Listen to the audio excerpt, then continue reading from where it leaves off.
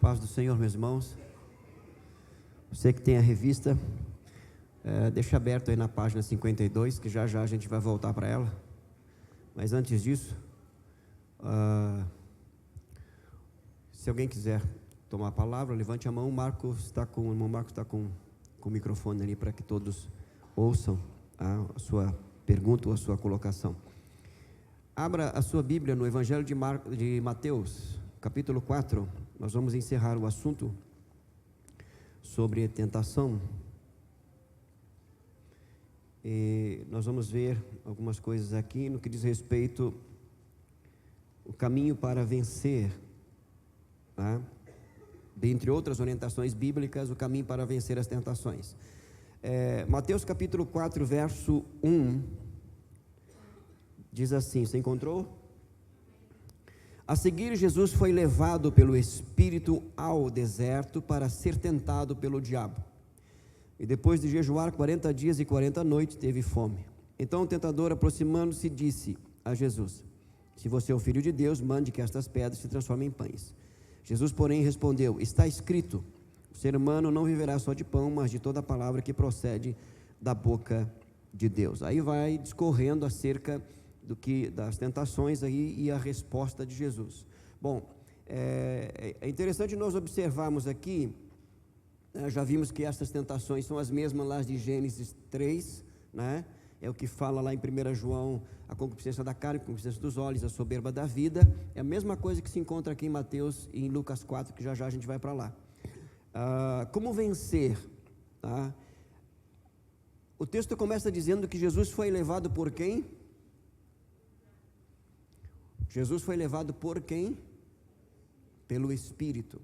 A ideia aqui não é que o Espírito foi, incitou ele, o Espírito estava dirigindo a sua vida, ok? Tá? Porque de repente, o Espírito de Deus levou Jesus para ser tentado, então Deus vai nos levar para ser tentado. Não, a ideia aqui é que Jesus, quando o Espírito de Deus vem sobre ele em forma corpórea de pomba, logo que ele sai das águas do Jordão, ele ouve a voz do Pai dizendo: este é o meu Filho amado, em quem a minha alma se compraz. Então o Espírito Santo está sobre Jesus, ele é cheio do Espírito de Deus. A partir deste momento, ele tem a sua vida dirigida pelo Espírito. Essa é uma das características de ser cheio do Espírito, isto é, estar sob a influência, sob a direção e orientação do Espírito. Então o caminho para vencer as tentações é manter uma vida cheia do Espírito, uma vida sob a direção e orientação do Espírito de Deus, ok? E o texto diz que o Espírito o conduziu ao deserto, ele está sendo dirigido, está sendo orientado. No verso 2 diz que ele estava em jejum. O jejum na Bíblia, principalmente no ensino de Jesus, não é algo extraordinário, esporádico, é cotidiano, é comum como a oração. Você pega lá em Mateus, por exemplo, capítulo 6, se não me falha a memória, ele vai dizer: quando jejuares. Então parte do princípio que o jejum é uma prática comum, tá? E o jejum, o principal propósito do jejum é subjugar os impulsos da carne e se manter sob a direção do Espírito. Você pode colocar qualquer outro propósito no seu jejum? Pode. Mas, biblicamente falando, o principal propósito do jejum é justamente esse, ok? É uma arma eficaz para subjugar os impulsos, a cobiça, os desejos da carne.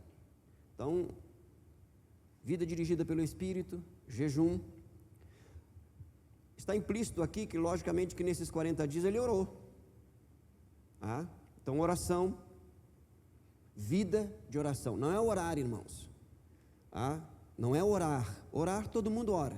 De vez em quando ora. Não, é vida de oração. O que é isso?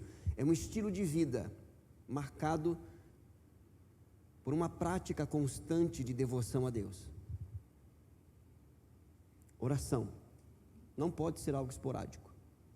Não pode ser algo extraordinário na vida do cristão também, ok? E ele responde a Satanás dizendo: está escrito, está escrito. Jesus não estava com os rolos, com os pergaminhos aqui debaixo do braço dele no deserto, irmãos. O que significa isso? Que ele leu, que ele memorizou, e que no momento oportuno, ele combateu as tentações com uma vida cheia do Espírito, oração, jejum e a palavra. Palavra também não pode ser um amuleto. Está lá a Bíblia aberta, no Salmo 23, Salmo 90, Salmo 91, né? Vai aqui, né? Proteção, pastor, como dizia minha avó, Deus me proteja. Não, irmãos, palavra é para ser lida, meditada, estudada. Deus se revela através da sua palavra. E na primeira resposta que Jesus dá aqui a Satanás, ele diz: nem só de pão viverão, mas de toda palavra que procede da boca de Deus. Dentre outras coisas, mais do que o alimento físico, o alimento espiritual. Se alimentar da palavra. Não leia a palavra por um mero hábito, costume e dever de consciência, porque isso vai acarretar em legalismo, vai acarretar em religiosidade e vai ser pior para você do que antes de ter conhecido a Cristo. Pode ter certeza disso. Então a palavra de Deus deve ser um alimento diário, com o propósito de ouvir Deus, de ser ensinado por Ele. Como diz o salmista no Salmo 119, quanto amo a tua lei, é a minha meditação todo dia. Nós não vencemos tentações com frases de efeito, com psicologia. Nós vencemos tentações com a palavra de Deus. Amém?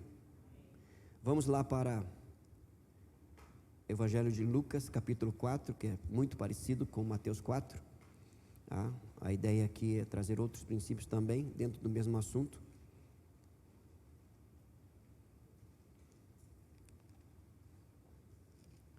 Em Lucas 4, o texto vai começar dizendo o seguinte, Lucas capítulo 4, verso 1. Jesus, cheio do Espírito Santo, voltou do Jordão e foi guiado pelo mesmo Espírito no deserto. Olha a leitura do texto, que a gente repete aqui, né? Leitura correta, interpretação correta, aplicação correta. Em Mateus diz que ele foi levado ao deserto. A ideia de levar no grego ali é tomar pela mão e conduzir. Ele não foi forçado. Entenda que o Espírito não força nada. Às vezes a gente ouve uns testemunhos, que o Espírito me pressionou, o Espírito me forçou. Tá. Levado, conduzido, sabe? Dirigido. Aqui diz que cheio do Espírito Santo, foi guiado pelo mesmo Espírito no deserto. Isso significa que em meio à tentação, preste bem atenção. Ele está sendo tentado, ele está sob ataque. Incitamento ao pecado. O Espírito de Deus continua com ele.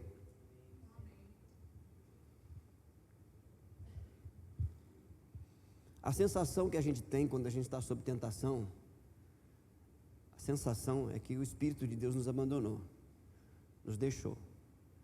O desejo é tão forte, né, que a sensação que a gente tem, mas é só uma sensação, irmãos. O Espírito continua no mesmo lugar, habitando em nós.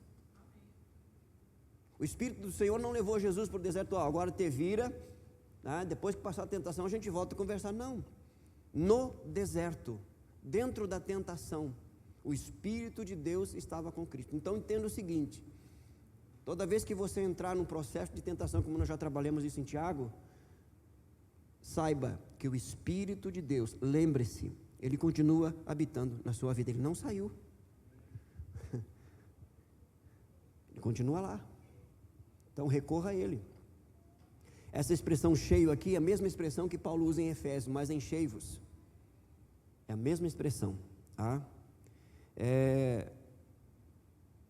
Aqui vai repetir as mesmas coisas, né? Oração, jejum e palavra. Agora olha só.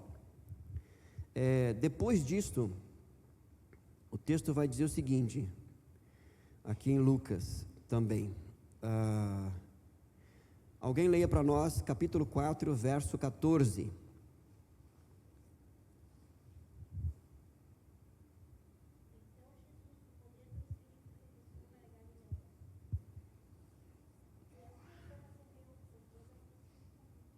Isso. Muito bem. Olha a diferença. No início do capítulo 4, verso 1, diz que Jesus estava cheio do Espírito, sob controle, sob direção, orientação. No versículo 14, a expressão é diferente. Jesus no poder. O poder aqui é para realizar obras. O poder aqui é para fazer o que lhe foi comissionado. Então, depois de ele ter vencido a tentação, guiado, dirigido, cheio do Espírito, ele agora vai para fazer a obra no poder do Espírito. São duas coisas distintas. Revestimento, capacitação para a obra. Vida cheia do Espírito, vida dirigida por Ele para vencer as tentações e se manter em santidade. Os irmãos entendem isso, não? Ok? Mas tudo isso é obra do Espírito de Deus em nós. Então perceba que há uma cronologia aqui. Antes de Jesus começar o seu ministério, isto é, ser usado com poder, ele venceu as tentações cheio do Espírito. Esse é o mesmo princípio para nós. Vença as tentações numa vida cheia do Espírito e depois se prepare para ser usado por Deus no poder do Espírito. Ok? Muito bem, então vamos lá para a nossa lição, página 52. Eu vou ler aqui, a gente já viu alguma coisa, mas nós vamos caminhando aqui. A natureza da carne. A natureza pecadora do homem pode ser traduzida pelos três aspectos do versículo de 1 João 2,19, que a gente já leu: a concupiscência da carne, a concupiscência dos olhos e a soberba da vida. A palavra concupiscência significa literalmente desejo desenfreado, o desejo que não tem freios. São impulsos para o pecado que não podem ser controlados por capacidade natural e humana. Preste bem atenção nisso. Nenhum homem é forte contra o pecado por si mesmo. Lidar com as questões do pecado na nossa vida é ir contra a nossa natureza, porque nós nascemos em pecado. Por isso que para vencer os pecados, nós precisamos da experiência primeira e principal, nascer da água e do Espírito. Se não houver novo nascimento, irmãos, não há vitória sobre as práticas pecaminosas. Mas a partir do novo nascimento, o coração regenerado, todo nascido de novo, está capacitado para vencer qualquer prática pecaminosa. Porque o poder do pecado na vida do nascido de novo foi quebrado. Iniciou-se um processo de santificação. Então qualquer prática pecaminosa pode ser vencida. Mas sem o novo nascimento, não vai vencer.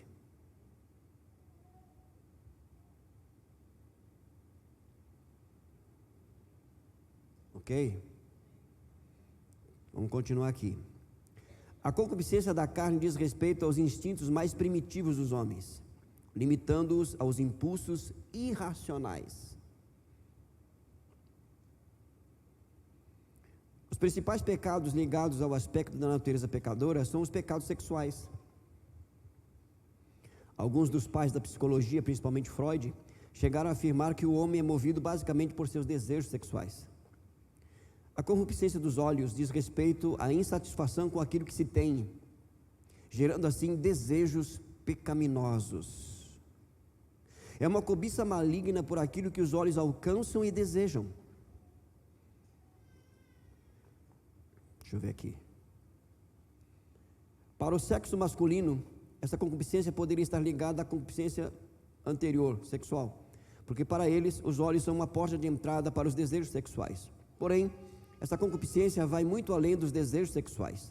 Tem a ver com tudo aquilo que se pode ver e desejar. O dinheiro, por exemplo, é um instrumento para adquirir aquilo que se deseja, aquilo que é visível e possível. Quem ama demais o dinheiro provavelmente esteja dominado pela concupiscência dos olhos. A soberba da vida diz respeito à exaltação do eu. É a expressão mais íntima do orgulho, da vaidade e do egoísmo. É o desejo que cada pessoa tem dentro de si de fazer a si mesmo poderoso. É nada mais, nada menos do que a sede por poder e status. Você deve ter ouvido a expressão: todo homem só precisa tomar cuidado com 3 coisas: dinheiro, poder e sexo. Essa frase é uma interpretação dos 3 aspectos do pecado na vida do homem: o desejo por satisfação pessoal, o desejo por ter aquilo que agrada aos olhos e o desejo por tornar-se poderoso entre as outras pessoas. Um fato interessante sobre esses 3 aspectos é que eles estão relacionados à triunidade do homem: corpo, alma e espírito. A concupiscência dos olhos, a concupiscência da carne para o corpo, a concupiscência dos olhos para a alma e a soberba da vida para o espírito. Então nós temos aí pecados do corpo, pecados da alma e pecados do espírito, tá? São níveis também, aspectos, e são níveis diferentes de manifestações de pecado na vida do ser humano. Até aqui tudo bem? Tranquilo? Ok. Então, vamos para as obras da carne. Quanto às consequências da batalha entre a carne e o espírito, o capítulo 5 do livro de Gálatas é o mais específico nesse assunto. O que Paulo escreve nesse capítulo é que Cristo nos libertou para que vivêssemos no espírito, mas é possível que voltemos à escravidão do pecado se formos dominados pelas consequências, ou pelas concupiscências da carne. Vamos lá para essa carta de Paulo aos Gálatas, e ele fala justamente sobre as obras. Você vai ver na lição aí que o escritor colocou os frutos da carne, mas não é fruto, é obra. Tá? Por que é obra? Somos nós que produzimos, somos nós que praticamos. Fruto é algo que vem do Espírito. Então tem essa diferença aí significativa. Tinha Gálatas na minha Bíblia, mas agora apareceu aqui. É que de vez em quando some, desaparece. Gálatas capítulo 5. Só deixa eu abrir aqui. Olha só o verso 1. Alguém leia para nós aí o verso 1.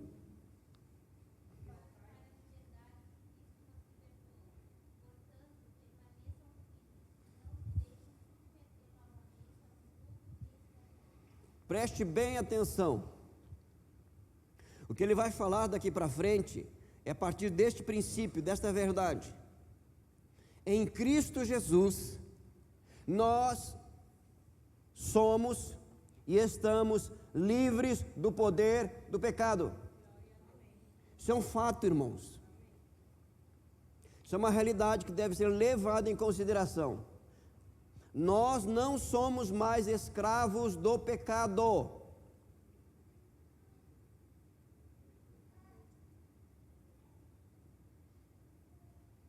Não somos mais. Nós estamos livres. Nós já estamos livres da culpa, da condenação, justificação nos dá essa libertação, né? A regeneração nos liberta do poder do pecado. A santificação está nos libertando das práticas pecaminosas. E a glorificação, que é o novo corpo, nos libertará da presença do pecado em nós. Então nós somos livres do poder do pecado. Ok? Eles, para a liberdade foi que Cristo nos libertou. Por isso permaneçam firmes. Irmãos, não é o Espírito que vai nos manter firmes, não. Somos nós que temos que nos manter firmes no Espírito, sobre a ajuda, a direção e orientação do Espírito. Mas isso é uma decisão nossa.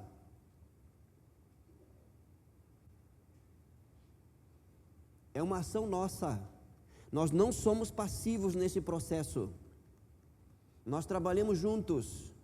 Eu tenho que permanecer firme. E isso vai me custar abrir mão de algumas coisas. Você entende isso ou não? Graças a Deus. Aí ele vai dizer assim, ó. Mais uma vez. Capítulo 5, verso 13. Alguém pode ler?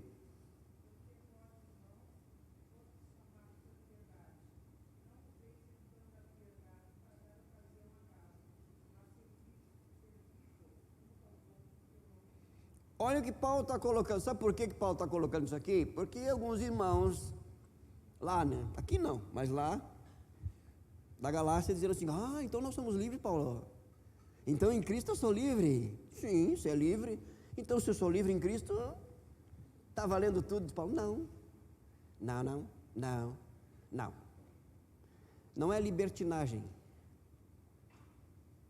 É libertação. Aí ele vai dizer assim, ó: não useis da liberdade para dar ocasião, oportunidade, espaço à carne. Eu tenho que usar dessa liberdade para a santificação. Mas se eu usar desta liberdade para a carne, eu volto para a escravidão. É simples assim. Eu tenho que usar desta liberdade para crescer em santidade, pureza, retidão, fidelidade. Este é um preço altíssimo. Porque em algumas circunstâncias na sua caminhada, você vai ter que abrir mão de pessoas, de lugares, de prazeres, de posições. Você vai perder, e vai perder em muito aos olhos do mundo. Porque vão ter situações, por exemplo, para que você suba, receba um status onde você está, você vai ter que negociar a sua santidade, a sua pureza, a sua retidão. Então o preço é altíssimo. Eu estou lendo um livro, Steve Lawson, ele escreve o seguinte: seguir a Cristo vai te custar tudo. Fantástico livro. Vai te custar tudo. É o que Paulo está dizendo aqui, irmãos. Não use da liberdade para a carne. Não brinque com a carne. Escute o que eu vou lhe dizer. A Bíblia diz assim: resistir o diabo e ele? E por que a Bíblia não manda nós resistirmos à carne? Porque ela não foge, irmãos. A carne não foge, ela tem que ser crucificada. Você não repreende a carne, eu te repreendo em nome de Jesus. Carne, eu te amarro. Não, isso é para demônio. Para carne, não. Carne é jejum, é oração, palavra, posicionamento. Senhor, não vou fazer por amor a Ti. Você já passou por essa experiência? Não. Eu quero, mas eu não vou fazer. Falando assim é fácil, irmão, mas quem vive a situação, como eu já vivi por várias vezes, gente como a gente. Sou gente como a gente, irmãos, normal.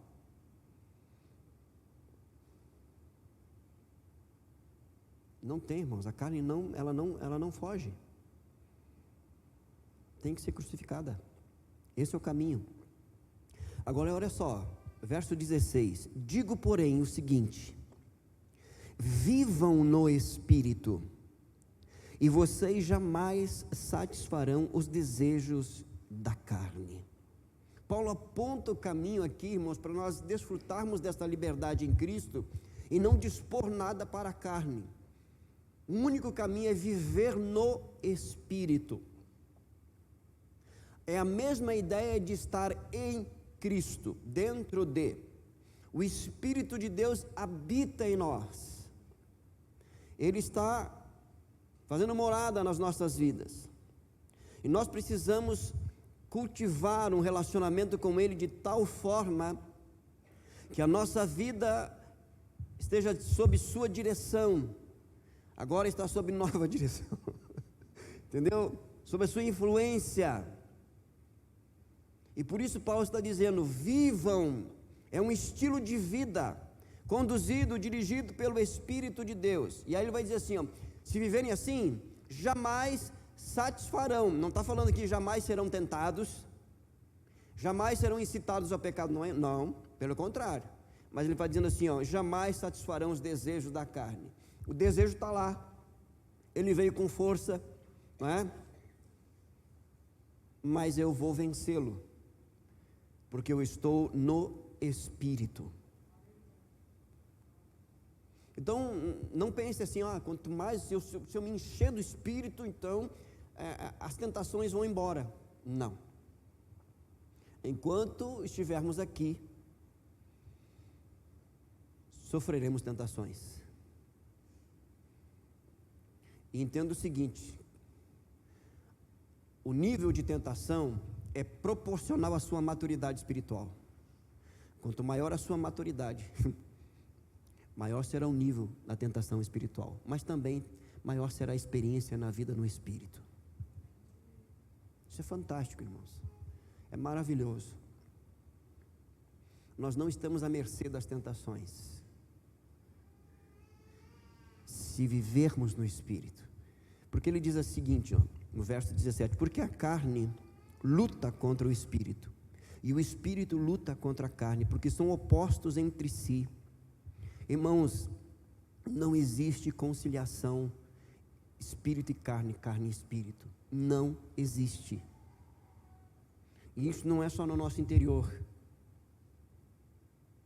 é nas nossas decisões, nas nossas escolhas, no nosso dia a dia. Não há conciliação, irmãos.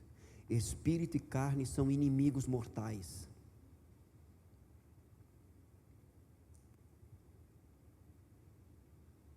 Vou te dar um exemplo.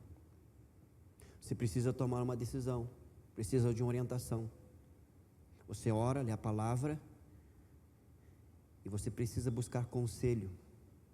Espírito e carne são opostos. Você tem que buscar conselho em pessoas que são dirigidas pelo Espírito. Não procure pessoas carnais, porque elas vão te dar um conselho carnal, comum, natural a todos. Pessoas que andam no Espírito vão te trazer um conselho diferente do mundo, porque carne e espírito são inimigos.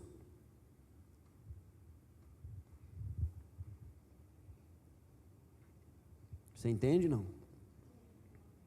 Aí diz o texto assim, olha só: para que vocês não façam o que querem. Vida no Espírito é não fazer o que eu quero, é fazer o que Deus quer. E aí o Getsemane é uma escola fantástica, né? O Getsemane, entenda que todos nós temos o nosso Getsemane. Você percebeu que no Getsemane Jesus estava sozinho? Ele levou os três ali, os três acabaram dormindo, porque o Getsemane não era para eles, era para Jesus. Pai, se possível, afasta de mim, porém seja feita a tua vontade e não a minha. Não há problema nenhum de nós apresentarmos nossos desejos, vontades, sonhos, projetos diante do Senhor. Devemos fazê-lo. A palavra do Senhor diz que o homem faz planos, mas a resposta certa vem do Senhor. Mas essa sensibilidade e submissão é fundamental para uma vida no Espírito. Senhor, eu quero fazer isso, eu quero ir em tal lugar, e Senhor, eu quero tomar, estou pensando em tomar essa decisão, fazer essa escolha. Qual é a tua vontade? O que o Senhor tem para mim? Esperar Ele falar, irmão. Não toma decisão até que Ele fale. E quando Ele falar, eu vou poder dizer para Ele: Senhor, não é isso que eu quero, não é essa a minha vontade, mas eu vou fazer a Tua. Nós nunca perdemos com Deus.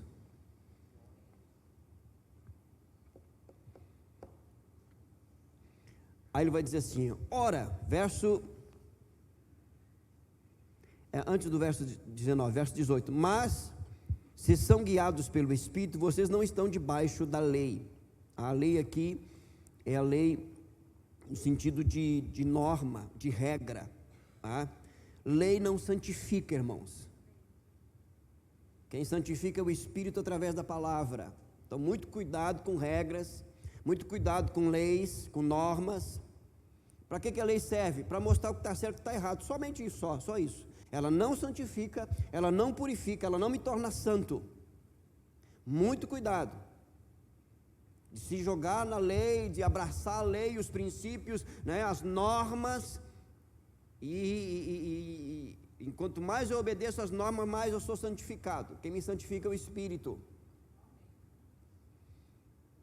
As normas estão aí para me dar diretriz, onde eu tenho que andar, mais nada, para dizer o que é certo e o que é errado.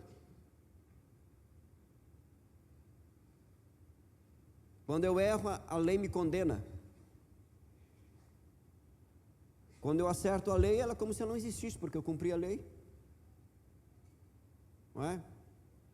Te dar um exemplo. Você anda no trânsito aí, está tranquilo, está debaixo da lei, aquela coisa toda, está andando certinho, passou aí pelos guardas de trânsito, tranquilo, porque você está obedecendo a lei, é como se a lei não existisse para você. Você está dentro da lei. Agora anda fora da lei e passa por um. Por quê? A lei só faz isso, irmãos. Ela vai condenar, ela vai apontar o erro. Quando você acerta, ela não te diz nada, ela não bate palma para você. Agora, quando você erra,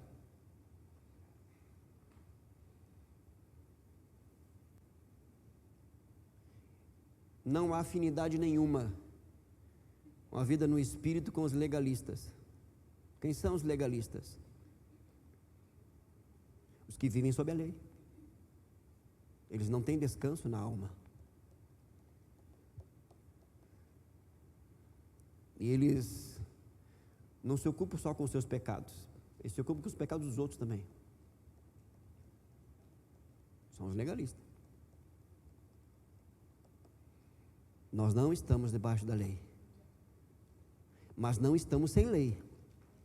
Qual a lei que nos rege? A lei de Cristo. Quer ver a lei de Cristo aqui? Antes de entrar no verso 19, olha uma das características da lei de Cristo, vou ler para você. Gálatas capítulo 5, vou ler o versículo 13, 14 e 15. Essa é a lei de Cristo, a lei do amor. Porque vocês, irmãos, foram chamados à liberdade, mas não usem a liberdade para dar ocasião à carne. Pelo contrário, sejam servos uns dos outros, pelo amor. Essa é a lei de Cristo, o amor. Olha só, porque toda a lei se cumpre em um só preceito, a saber, ame o seu próximo como você mesmo. Mas, se vocês ficam mordendo e devorando uns aos outros, tenham cuidado para que não sejam mutuamente destruídos. É o crente pitbull, né, irmão? Está sempre mordendo os outros. É a lei do amor. Essa é a lei de Cristo. E eu vou lhe dizer uma coisa, essa lei, ela rege não só a prática de vida, mas as intenções e a motivação do coração. Dito isso, vamos para o verso 19, nós vamos entrar justamente aí nessas questões da carne agora. Ele vai dizer assim, verso 19, ora, as obras da carne são conhecidas e são. Percebam aqui que ele fala obras porque somos nós que fazemos. Somos nós que realizamos. E são conhecidas porque nós nascemos no pecado. E nós sabemos o que é isso. São obras da carne. Aí ele começa aqui, ele vai dividir aqui em grupos. A gente vai trabalhar cada um desses, mas vamos, nesse primeiro momento aqui, trabalhar essa questão dos grupos. E o primeiro grupo aqui, que é o mais relevante é a questão da imoralidade sexual. Tá? Ora, as obras da carne são conhecidas e são imoralidade sexual, impureza, libertinagem. Alguém tem uma outra tradução aí, pode ler para nós? Só sempre. Ok. Lascívia, prostituição e impureza. Ok? Então a primeira lista aqui está relacionada diretamente com a questão sexual, pecados sexuais. Tá?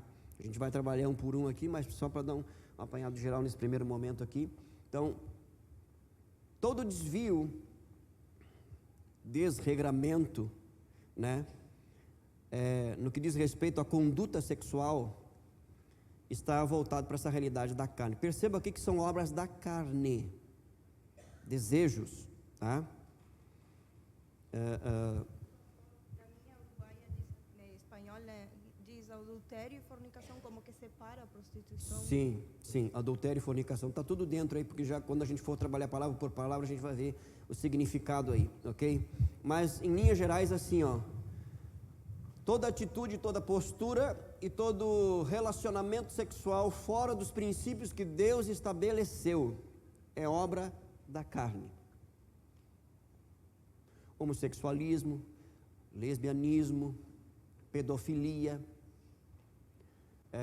necrofilia, bestialidade, que é sexo com animais,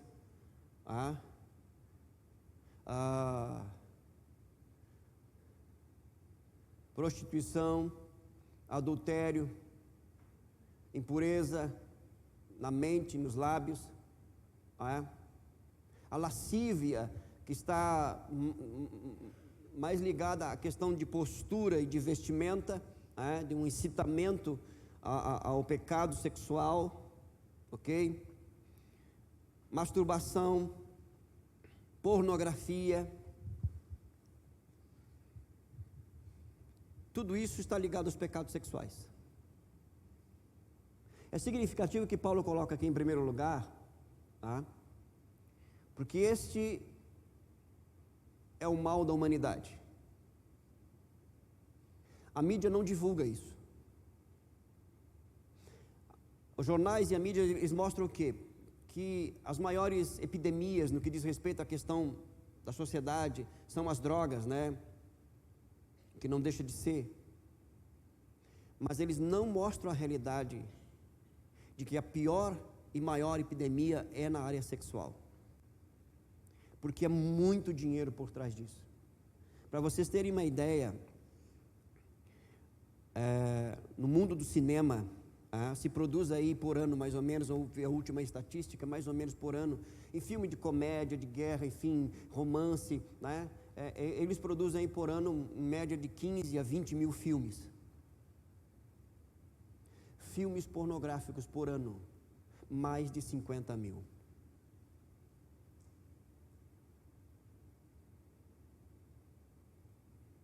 Essa é a epidemia. E é significativo porque é o seguinte: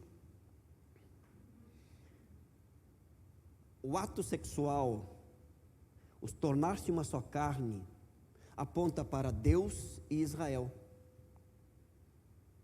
Cristo e a igreja. A união sexual, quando há o ato sexual, ali não é uma união apenas física,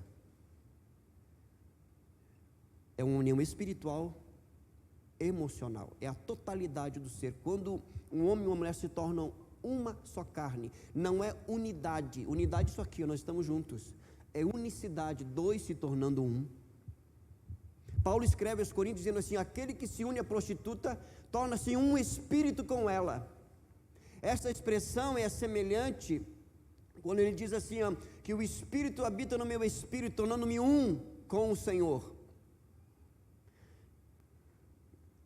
É a união mais profunda entre os seres humanos, em que Deus estabeleceu macho e fêmea. A perversão disso vai diretamente contra a santidade divina, do que Deus estabeleceu. Você quer ver uma sociedade que Deus já entregou a si mesma? Romanos, depois você lê Romanos capítulo 1 a partir do verso 18, é uma sociedade que legalizou, ela legaliza, ela aplaude a perversão sexual em todos os níveis. Aí o texto sagrado diz: por isso Deus os entregou às paixões infames. Nós lemos aqui, isso torna o ser humano irracional, uma besta fera. Então escute, não brinque com isso.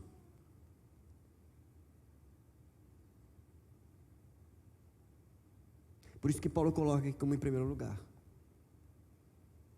a questão sexual.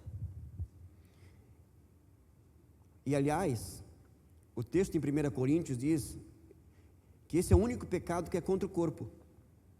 Qualquer outro pecado é fora do corpo. Está bem claro lá em 1 Coríntios. Qualquer outro pecado é fora do corpo. Agora, o pecado sexual é contra o corpo. E aí o corpo do nascido de novo é templo do Espírito Santo. Agora você imagina profanar o templo do Espírito. Paulo descreve o seguinte, ó: aquele que destruir o templo do Senhor, Deus o destruirá. Não é o diabo. O diabo não, Deus o destruirá. Em 1 Tessalonicenses, não me foge a memória, Paulo vai dizer que a vontade de Deus é a nossa santificação, né? Até vou ler o texto para não ficar nas minhas palavras, porque é tão séria essa questão. E aí a gente entende que existem pecados, né, que eles afrontam ainda mais, todo pecado afronta a santidade de Deus, mas existem pecados que eles afrontam ainda mais, e é uma resposta quase que imediata da parte de Deus. Deixa eu ver se aqui Tessalonicenses, 1 Tessalonicenses, não, 1 Tessalonicenses 4, acho. Sim, 1 Tessalonicenses capítulo 4, a partir do verso 1, eu vou ler, e acompanhe a leitura, por favor. 1 Tessalonicenses capítulo 4, a partir do verso 1. Finalmente, irmãos, pedimos a vocês e os exortamos no Senhor Jesus que, assim como aprenderam de nós a maneira como devem viver e agradar a Deus, e efetivamente o estão fazendo, vocês continuem progredindo cada vez mais, porque vocês sabem quantas instruções demos a vocês da parte do Senhor Jesus. Aí vai dizer assim, ó: pois a vontade de Deus é a santificação de vocês, que se abstenham da imoralidade sexual, que cada um de vocês saiba controlar o seu próprio corpo em santificação e honra, não com desejos imorais, como os gentios que não conhecem a Deus, e que nesta matéria ninguém ofenda nem defraude o seu irmão, porque contra todas estas coisas, como antes já avisamos e testificamos, o Senhor é o vingador. A ideia de vingador aqui, irmãos, é que Deus vem com juízo pessoalmente, pois Deus não nos chamou para a impureza e sim para a santificação. Portanto, olha só, quem rejeita estas coisas, não rejeita uma pessoa, mas rejeita a Deus, que também dá o seu Espírito Santo a vocês. Então, essa questão, ela é seríssima, tá? Seríssima. Eu fiquei impactado com o testemunho de um irmão, em que ele relatou que seu filho de 5 anos,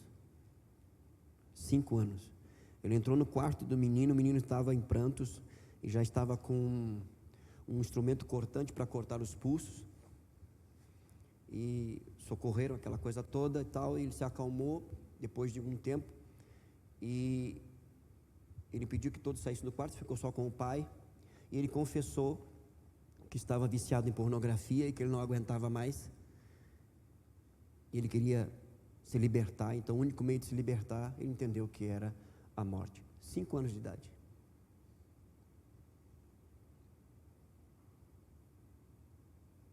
Infelizmente nós vivemos um escândalo aí agora, de mais uma igreja evangélica, e dentre os escândalos relatados,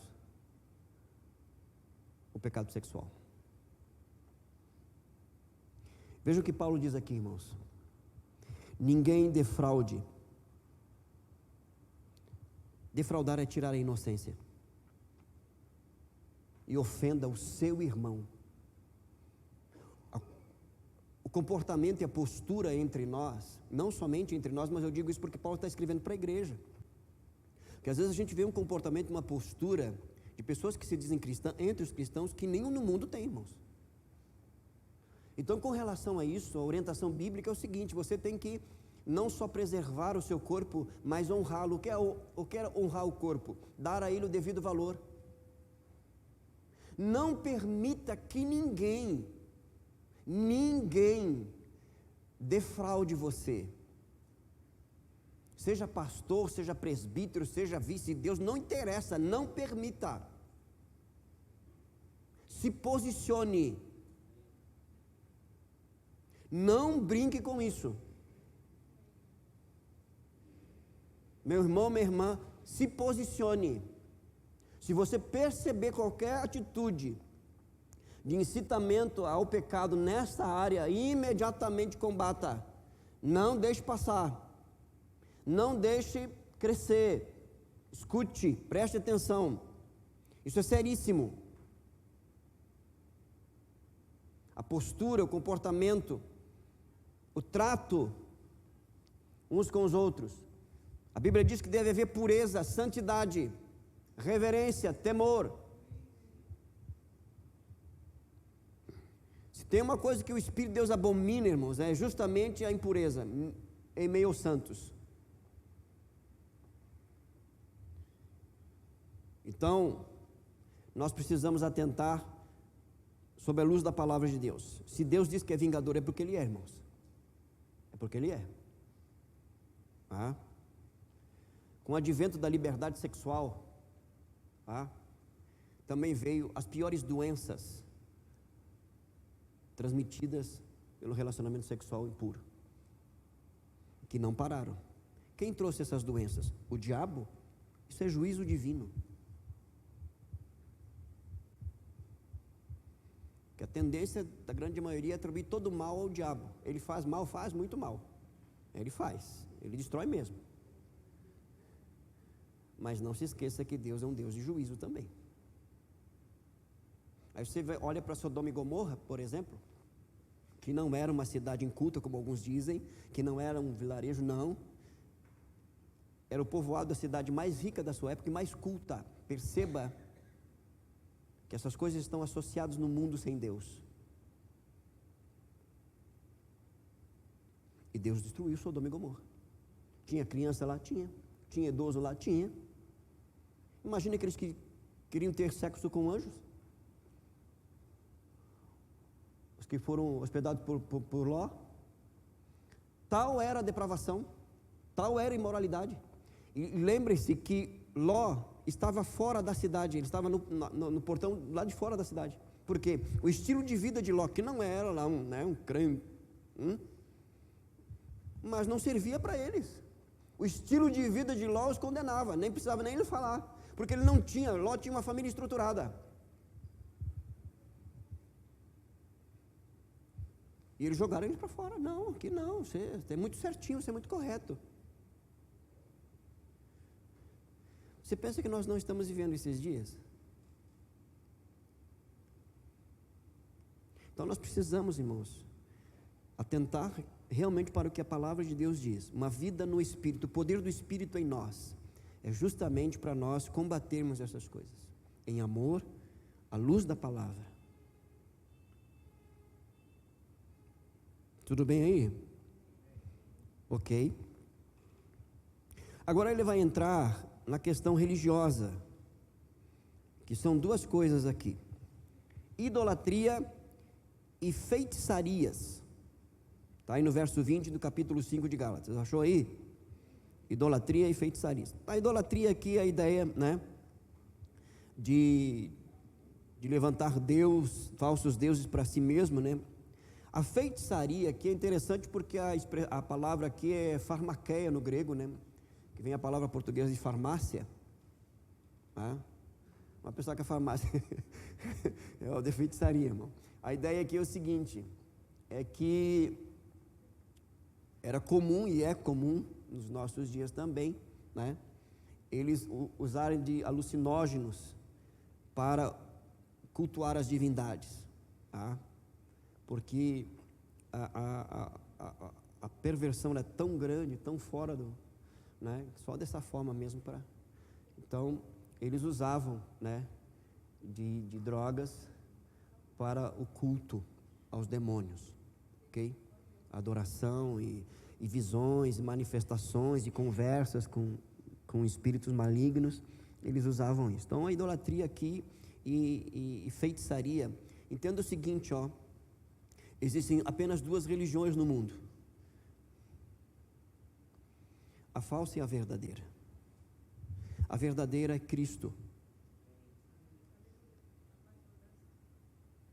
Fora de Cristo, nenhum segmento religioso é verdadeiro.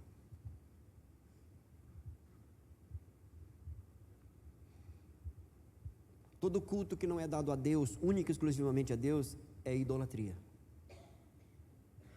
O culto ao homem, o culto aos anjos, Paulo vai escrever, acho que em Colossenses, que ele fala, o pessoal cultuando anjo, sabe?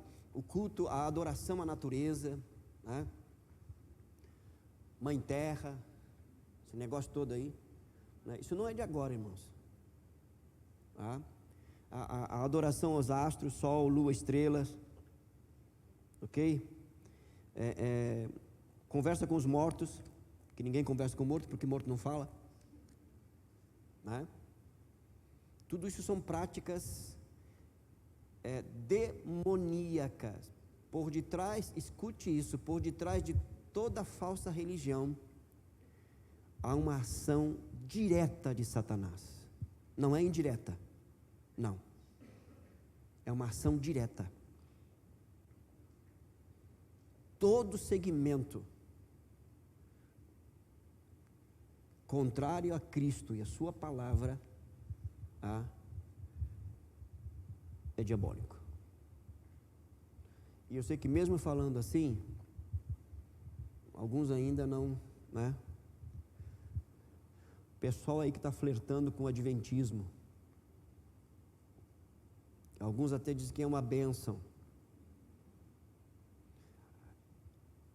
Só para você ter uma ideia, dentre outras tantas heresias do adventismo,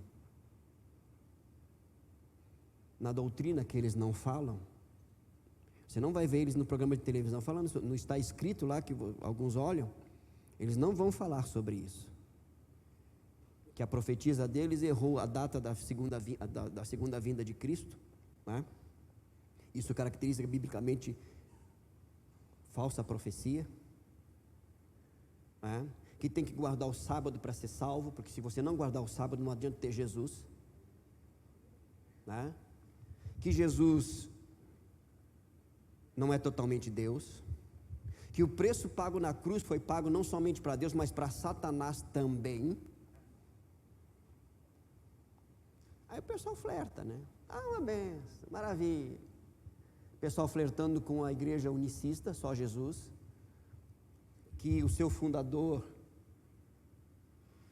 disse com todas as letras que a Trindade é a marca da besta. Aí o pessoal cantando os seus hinos aí, né? Maravilha, uma bênção de Deus, né, pastor? Uma maravilha, fogo estranho. Irmãos, a minha responsabilidade aqui, irmãos, eu temo e tremo, você pode ter certeza, mas eu não vou deixar de falar. Ninguém vai chegar naquele dia, ó, eu não ouvi. Não vai mesmo. Agora, você pode concordar, discordar, isso aí é uma questão sua. A gente respeita. Lá o microfone lá, por favor. Mas entenda o seguinte: todo e qualquer segmento religioso, que Cristo não é o Senhor, Cristo não é o centro, o único meio de salvação, irmãos, por mais belo, mais lindo, né? Por mais ajudador que seja, não é bem-vindo. Pastor, eu tenho assim, passei por uma experiência também, como meu pai era evangélico e era pentecostal. Quando eu me batizei em nome do Pai, do Filho e do Espírito Santo. Quando ele passou para outra denominação, ele queria que eu me batizasse novamente, porque esse batismo não era aceito, que era só o batismo em nome de Jesus. Exato. E foi uma guerra. É guerra. Foi uma guerra, pastor. É assim. Nós estamos trabalhando com algumas pessoas aí que estão flertando, por exemplo, com o testemunho de Jeová, Mórmon. Vamos batizar os mortos aí, né? Pelos mortos. Eu me batizo em nome do meu pai que já morreu. Aquele lá, onde ele estiver, né? Se ele não estiver num lugar bom, vá para um lugar melhor. Né?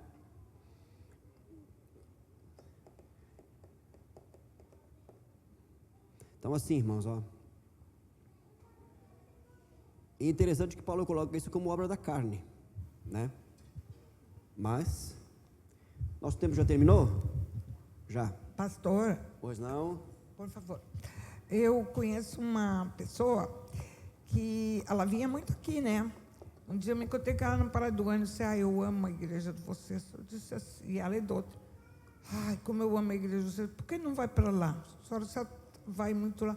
Não, eu só não membro lá com vocês, porque vocês não guardam o sábado e eu tenho medo de perder a minha salvação. Ué. E aí? Né? Não guardar o sábado perde a salvação. Irmãos,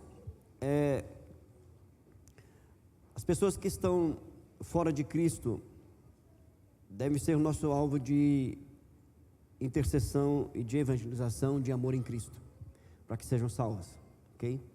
Nossa luta não é contra carne nem sangue, mas é contra principados, potestades, dominadores e forças malignas nas regiões celestiais.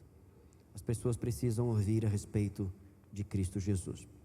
De qualquer forma, estamos trabalhando aí, vendo a questão das obras da carne, né? E dentre elas está aí a idolatria e feitiçaria também. Vamos orar? Fale com Deus. Lembre-se que o Espírito de Deus habita na sua vida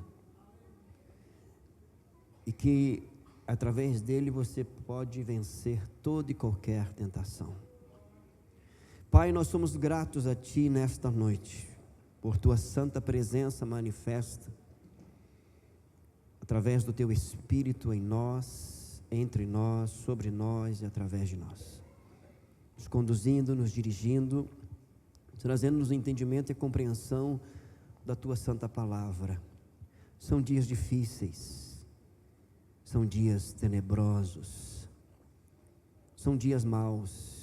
O mistério da iniquidade já opera, Senhor, e nós clamamos a Ti pela graça, pela unção do Teu Espírito, porque também são dias de derramamento do Espírito, Senhor. Nossa oração, Senhor, é de gratidão, porque nenhuma tentação nos sobrevém que não seja, ó Deus, humana, mas juntamente com cada uma delas o Senhor nos dá livramento.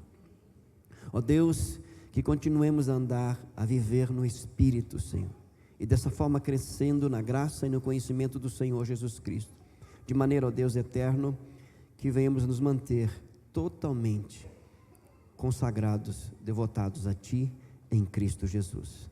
Assim oramos, gratos, no nome de Jesus, amém.